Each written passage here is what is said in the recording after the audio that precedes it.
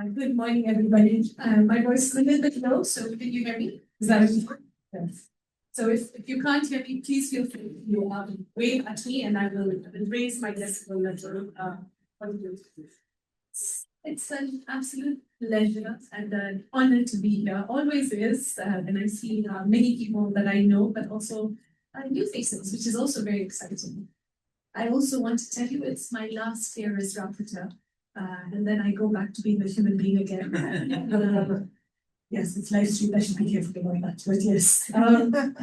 But I want to talk to you about in French, they say connexité, the interconnections, the interlinkages, the sort of the threads that weave inside the financial system, and the reason why we're here, which is, for me, the connections between debt, tax, and illicit financial flows and aid, and how all of these sort of come together at a very broad level.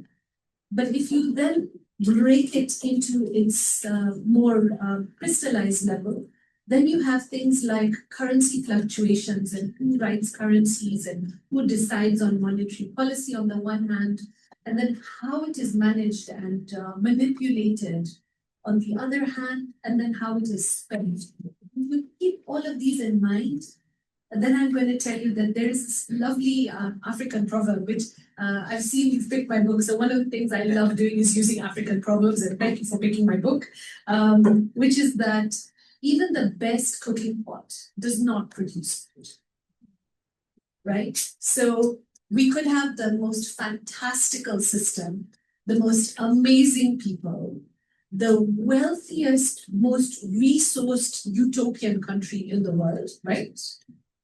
And it'll still not work if we don't know how we are managing that space. And so when I was looking at how to have this conversation with you, I kept thinking about who is this food, or what is this food? And then what is the ingredient, or who is the ingredient? And then who's going to eat the food, right? So every step of that process is very specific to that particular thing we want. And then what is that thing that we want? And is that living standard, that quality of life, the better quality of life. So if you put these ingredients together, then we're going to make this dish, which, if you know me and I love my chilies, I might want a different meal from somebody else in the room, right? So what is it that is best suited for it? And again, I say the word utopian because it means not everybody is going to get exactly what they want, but we're going to go back to living standards and quality of life. And we're going to make sure that we're pushing the bottom upwards all the time. And what are these ingredients that we're playing with?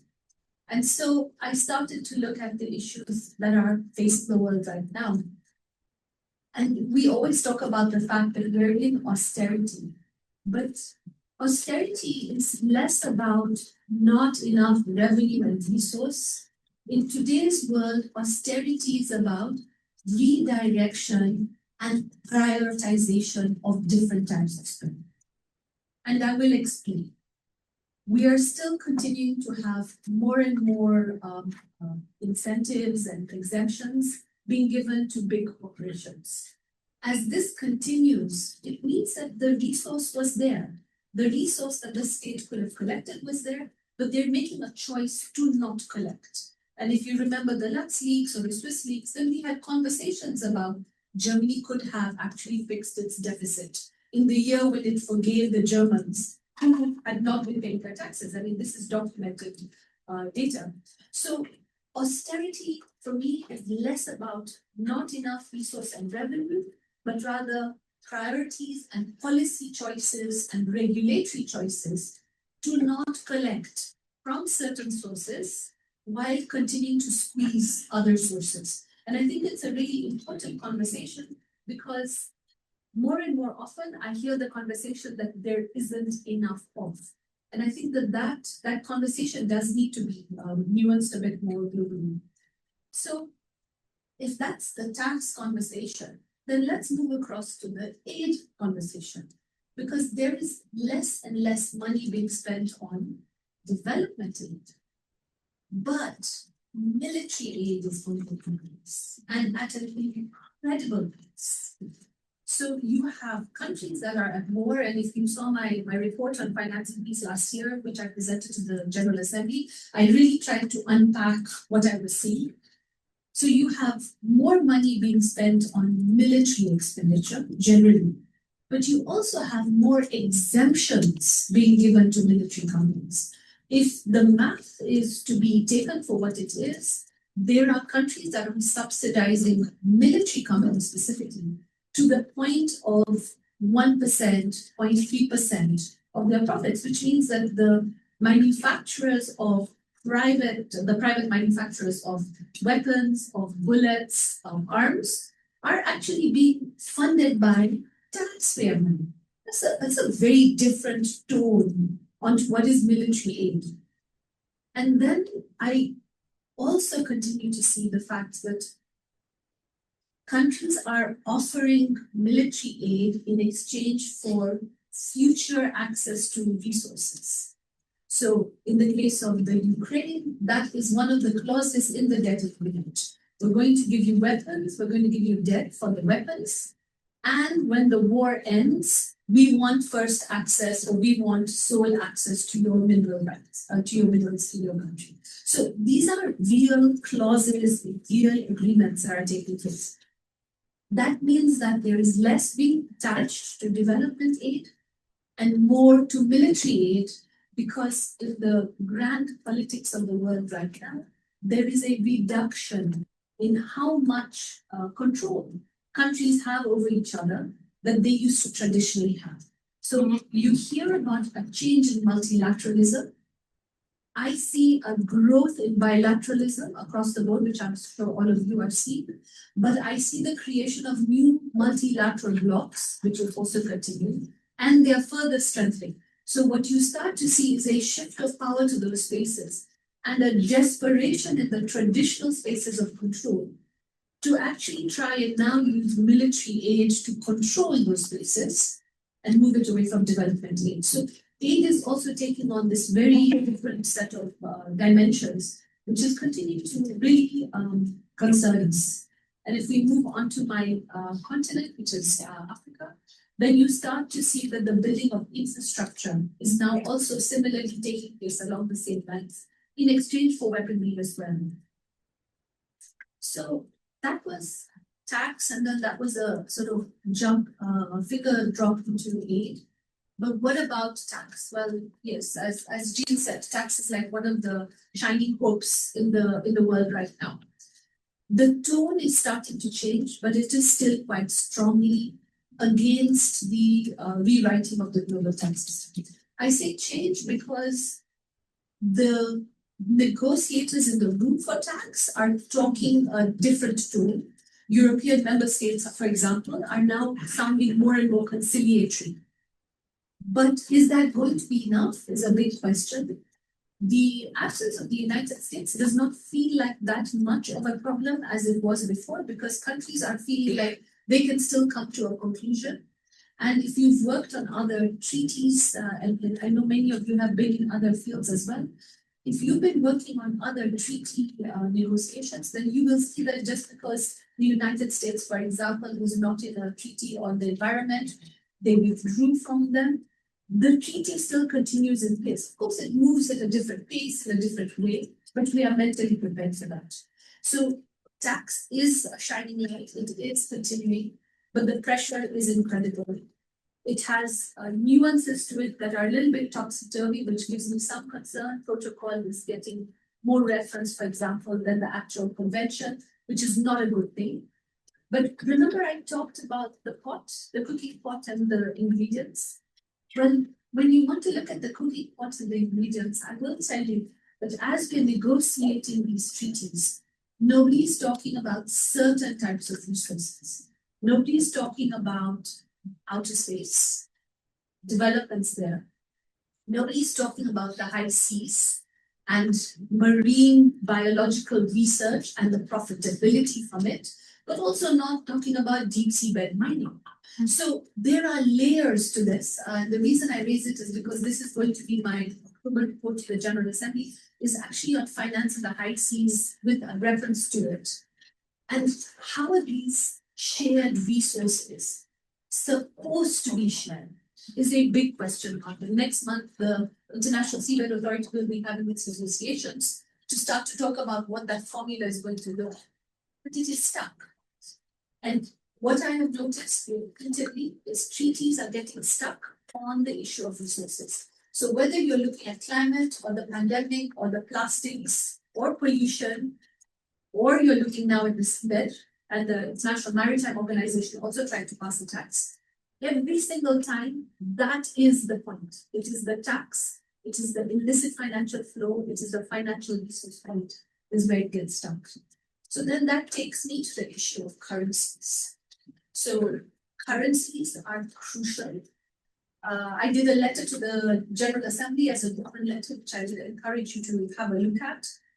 But which currency we are using, why we are using that currency. And at the end of World War II, the push was to move from the British pound to the dollar, but the IMF was also supposed to consider having its own currency. But they chose not to, in favor of the US dollar. And now you see the effect of the US dollar on the entire world, without exception. So then the question is, how do we disempower that currency and turn it into a method of exchange, right? That's what it should be. A global mode of exchanging back and forth without political intentions embedded in it. And so how to depoliticize it is something that I think is really worth reflecting on. But in the midst of all of that, we talk about an international financial architecture, and this will be hopefully my report next year in March to the Human Rights Council. But if you want to imagine, we're talking tax, and tax is domestic. But who said that it should be? Who said that it should not have a cross-border enforcement element? Where is that international body that speaks to that issue? Then we come to issues of debt. And of course, the Vatican has called for debt forgiveness. And I would encourage us to stick to that because I am very much for it as well. Debt cancellation is a real issue that needs to be taken into consideration. But it's becoming worse. If you look at Latin American countries who are considered normally middle income, then you start to see that their interest rates are much higher, but austerity is now a global problem. There's also a potential that the lower level of middle income countries can drop down into least developing if we're not careful.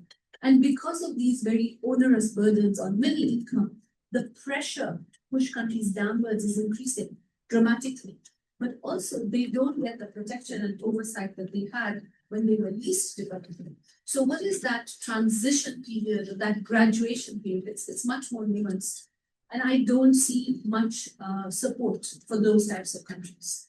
So now you have those, and then you have the small island developing states in that mix. And some are high income, but are falling apart. So these are the different ingredients that I see at play that I really think that is really worth debating. And I'm looking forward to the conversation with those today. But in the midst of all this, so, we're talking about the measures of the recipe. But what should be in the recipe, right? What's the ingredients that I want to see there? And it's about the principles which I talk about very often. It's about transparency. It's about accountability. It's about responsibility. It's about efficiency and effectiveness in the use of the finance, making sure we're not putting too much of an ingredient into the pot as it were. But it's also about fairness and justice. If you come from a place which has struggled with food, fairness and justice is about how much water you're going to add to the recipe so that it stretches for everyone, right? So these are the realities on the ground. Like, how do we make sure? But this is about equalizing the world. And I think for me, this is why the tax treaty negotiations become so incredibly invaluable, because they talk about the reduction of inequality as a core part of it. And this reduction of inequality is very critical because it's the purpose of the recipe, right? It's the reason we're making the broth or the food. the way we're making it. I hope people are not hungry by the end of this conversation. But so for me, these are these nuances and the elements. And a lot of these actually are global. So conflict of interest issues are global, right? But also, how do we take it forward from there? And then I will bring it to a close. Well, it's about the fire. Cooking is always about the fire. So what is the fire we're going to light? And then don't forget what we use to light the fire. Are we going to explode the cooking pot? Then nobody's going to get it, right? So how do we find that balance? And how do we light a fire that actually triggers and pushes?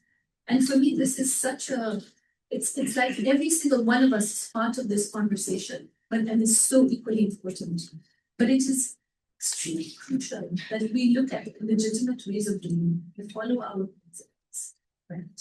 We don't give up. But we light a fire that makes sure that it is cooked at the right pace and at the right time. And it's a long-term thing. This is not a short-term thing. When COVID happened, everybody thought there could have been a world reset. And I think it was still in many ways. But in a whole set of other ways, it opened the door for us to truly understand how unequal the world was and how imbalanced it was, and why it was so important that we keep lighting that fire. So I'm going to be right there lighting the fire with you. Look for me for the match whenever you need it. But I will tell you that debt has got a lot of hope because there are still calls for a debt increment. It has not gone away and people are still asking for it. The layer on currency fluctuations and change of currencies and de-dollarizing is now easier to say than ever before. And that is on the table. But the issue that is of greatest concern is the redirection of aid away from development towards military aid. And I think that that is a particular hotspot that really needs a lot of eyes on it. Then they say that a watched pot never burns. You know, I will be talking about the pot all day long, clearly.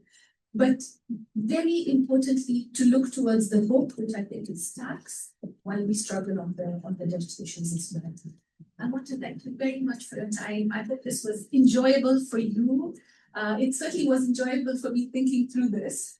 And please feel free to, of course, come to me and we can keep talking about the food in the pots. Thank you very much.